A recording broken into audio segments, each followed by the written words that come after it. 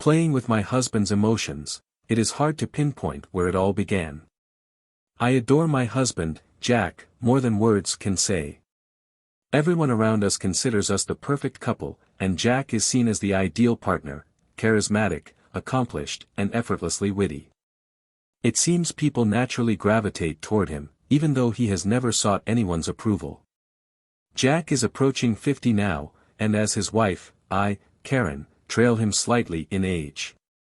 Men often compliment me on my appearance, though I prefer to downplay it.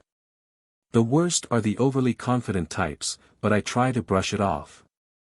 At 46, I am proud of my appearance. My brown eyes match the tone of my shoulder-length hair, and I maintain a figure I am content with. I practice yoga regularly and keep active, though I allow myself to indulge in good food and the occasional drink. This balance leaves me with a few extra pounds that feel appropriate for my age. I work as a retail manager and have a passion for puzzles, reading, and games of all sorts. Jack and I have 2 grown kids, Sam and Rachel, who live nearby. They join us for game nights with our extended family, keeping our bond strong. Our sex life remains exciting, though there's one issue: I have never reached full satisfaction during intimacy. Strangely, this seems to bother Jack more than it does me. Jack is incredibly skilled when it comes to affection, and I genuinely love being with him. Recently, I took Jack to my office Christmas party. It was a rare chance for us to dress up and enjoy a night out together. Jack easily mingled, his charm shining as he discussed various topics with my colleagues. At one point, I left him at the bar to hit the dance floor. Initially, it was just a group of us women, but we were soon joined by some younger guys from work. One of them was Martin, a new supply manager. There was an instant spark between us. He was fit, charming, and seemed unusually interested in me. After some time, I went back to find Jack, who was sitting at the bar with a less than happy look.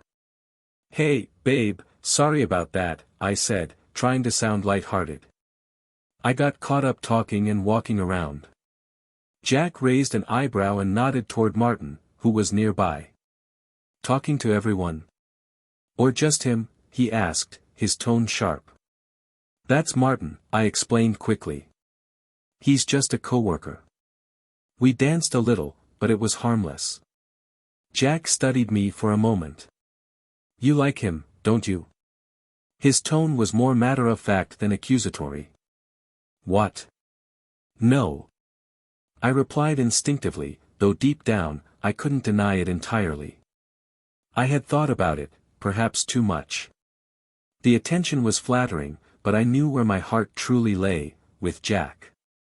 "We're just friends, Jack." "It's not like that." To my surprise, Jack didn't escalate the conversation. He seemed to accept my explanation. I made a point to spend the rest of the evening focused on him. When we got home, I felt a rush of desire and practically pounced on Jack. The sex that night was passionate, and afterward, I took a risk. "Was it Martin that turned you on?" Jack asked, not with anger but genuine curiosity. "Maybe a little," I admitted honestly. "But it's you I wanted, Jack. You're the one I come home to, always." Jack didn't seem upset, so I pressed on. "I have to admit, the idea of being found attractive by someone else, it excites me. But it doesn't change how I feel about you." That night marked a shift in our relationship. We began opening up more about our fantasies, exploring new ways to connect. We bought toys, experimented, and made our intimate life more vibrant than ever. I started wearing sexy lingerie that I knew Jack loved, teasing him whenever we went out for drinks or dinner. It was thrilling to discover this bolder side of myself. Amidst this transformation, Martin's flirting at work intensified. He was relentless in asking me out, and while I turned him down each time, the temptation lingered in my mind. I decided to talk to Jack about it, not wanting to keep secrets. "Jack, I need to talk to you about something," I began hesitantly. "You've always wanted me to experience more pleasure during intimacy, and I think I've figured out how to make that happen." Jack looked at me warily. Go on, he said. Martin has invited me on a weekend trip, and I want to go, I said, my voice steady but nervous. I think it could be a way for us to explore something new, a fantasy you've mentioned before. I'd tell you everything, and it wouldn't change how much I love you. Jack's expression was a mix of hurt and disbelief. Are you serious? He asked. Yes, I replied. I love you, Jack.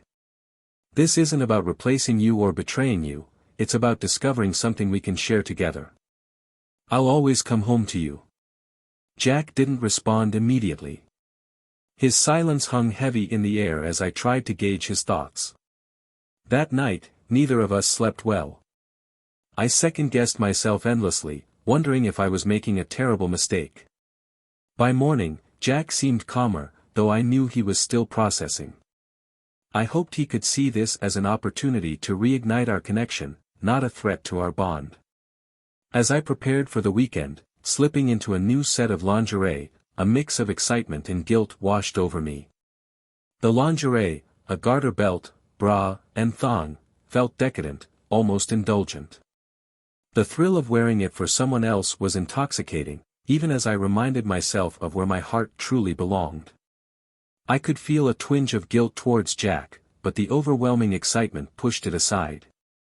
I packed my weekend bag, filling it with dresses, heels, and plenty of lingerie. As I kissed Jack goodbye at the door, I said, I'll be back Sunday, love. Be ready for me, alright? I'll keep in touch, I want you to feel a part of this. Jack didn't say much, but his unease was apparent. I could tell he was grappling with mixed emotions. Determined to make sure he was okay throughout the weekend, I intended to stay connected with him.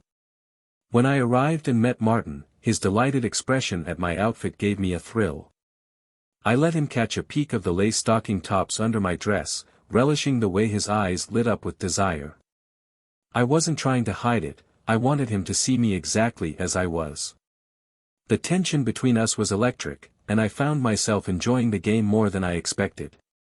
How did Jack take the news of our little trip? Martin asked over dinner. Not great, I admitted, shrugging. But honestly, he didn't resist as much as I thought he would. Part of me is almost disappointed. Martin smirked, leaning in conspiratorially. Maybe he's the kind of guy who likes this sort of thing. You know, some men enjoy the teasing. Don't talk about him like that, I snapped, though his words lingered in my mind. I resolved to check in with Jack and dialed his number. Hey, babe, I made it here safe. The hotel's fantastic. How are you doing? There was a pause before he replied, have fun. I had dinner with Jason and Rachel.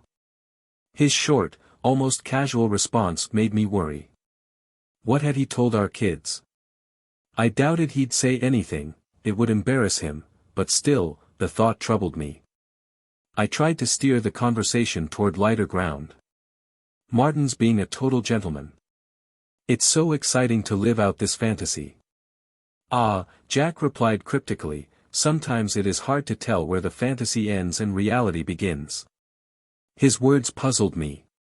They were shorter and cooler than I had hoped, but he didn't sound angry or hurt. Martin noticed my mood and pressed.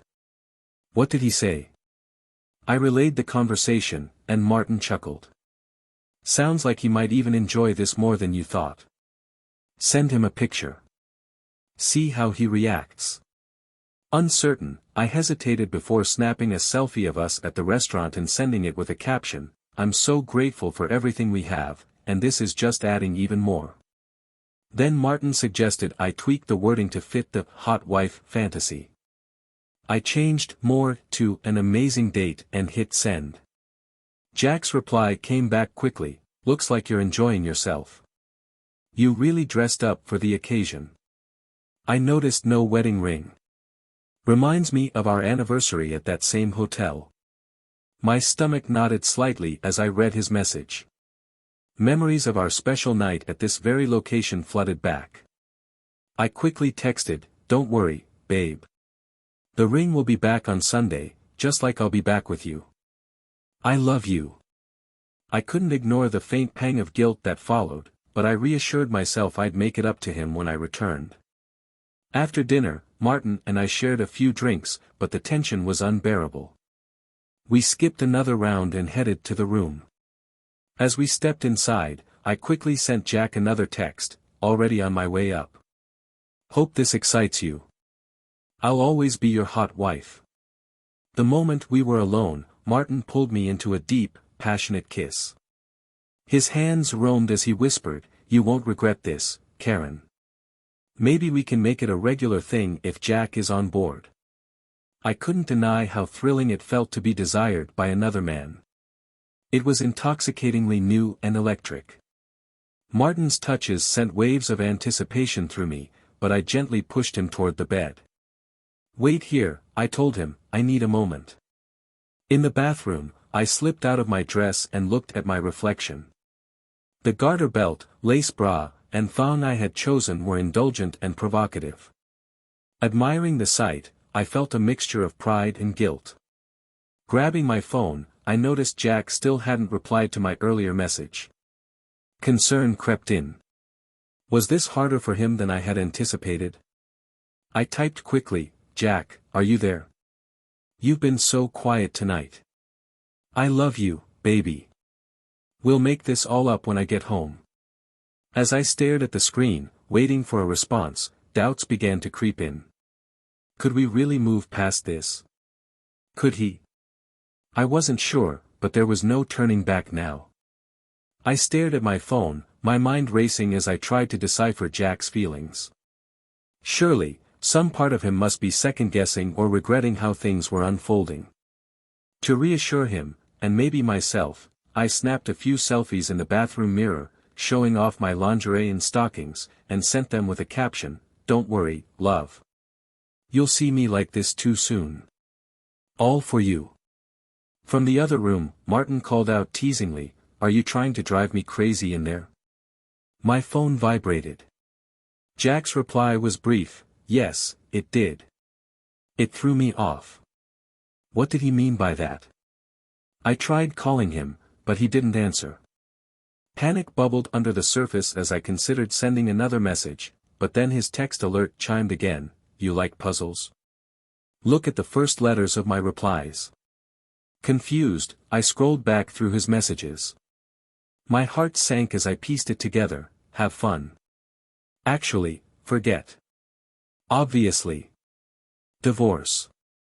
Panic gripped me. I called Jack again, but still, no answer. Rushing out of the bathroom, I fumbled to get my heels on while Martin looked on in confusion. "I have to go," I stammered, my voice shaking. Martin's face darkened. "What's going on?" I shoved the phone into his hands, showing him the messages. He read them quickly, his expression turning serious. "You think he'll do something rash?" "I do not know," I replied, hurrying toward the door. Martin scrambled to grab his car keys and followed me. As we sped down the road, I left a voicemail for Jack, "Please, nothing happened. I'm coming home now. This was all a mistake." Jack's response came swiftly, "Chance had enough, thanks for the heads up. It gives me time to prepare."